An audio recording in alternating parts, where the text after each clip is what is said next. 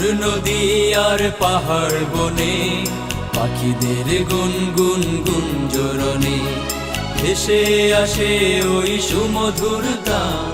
চারিদিকে শোনো আল্লাহর জয়গান। আল্লাহ